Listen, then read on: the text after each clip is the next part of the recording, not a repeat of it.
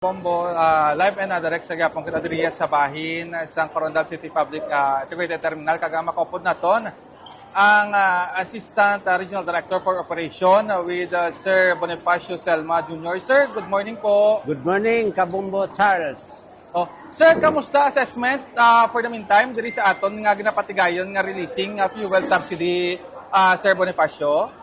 So far, I am very much impressed talaga ako dahil gusto ko rin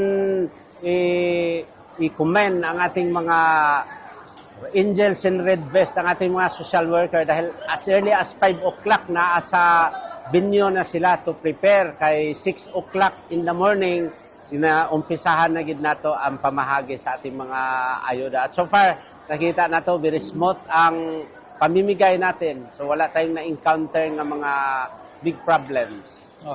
So far, ARD, isa sa mga nag-arise nga mga panamangkotanon, how about ARD ang mga ginapresentar nga mga driver's license?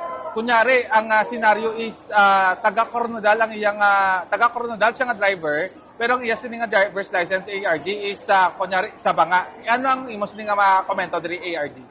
Para sa akin, hindi na natin dapat questionin kung bakit magkaiba ang address niya. For as long as yung permit to operate niya ay nandito sa Coronadal City. I presume nga kung nasa listahan siya nga diri sa Coronadal City, belong siya.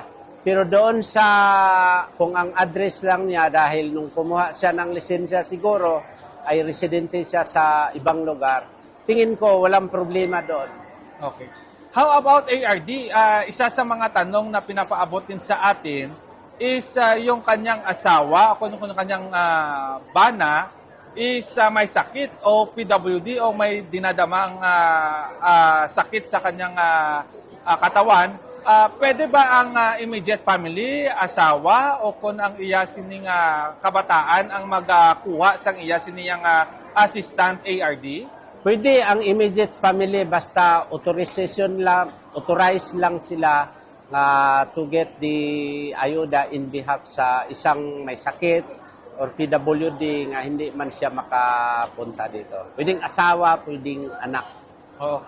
And then, sa na-mention a while ago, ARD, supposedly ang schedule subong is Barangay GPS pero na-cater nyo ang Barangay Tapland. How true is that, ARD?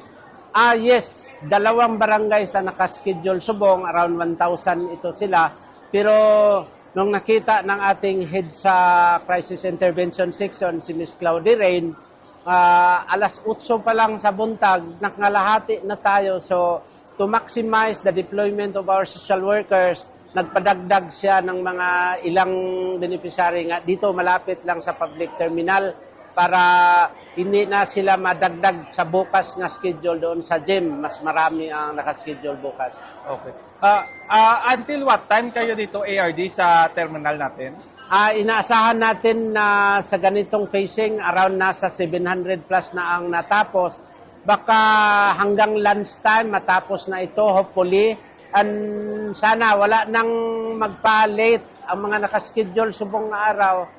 Dapat naabot na sila para maproseso. Nandito naman ang ating mga social worker. Naghintay lang yan sila. Bale, ARD, mensahe mo na lang po, panawagan. Go ahead po, ARD. Pinakamahalagang mensahe dahil sa direktiba ng ating Pangulong BBM through our Secretary Rex Gatchalian at gikaskid sa mga lahat ng regional offices, ating Regional Director, si RD Noy mismo, nasa Kidapawan City, Subong, at ang ating ARD sa admin, nasa Jensan. Panawagan natin, gamitin natin ng tama ang halagang binigay sa atin. Pwede, manigurado tayo, pagkain, bigas, kaya hindi natin alam kung hanggang kailan ang crisis na ito. With that, sir, madamang kasalamat ka. Good morning po. Good morning, Ka Charles. Salamat.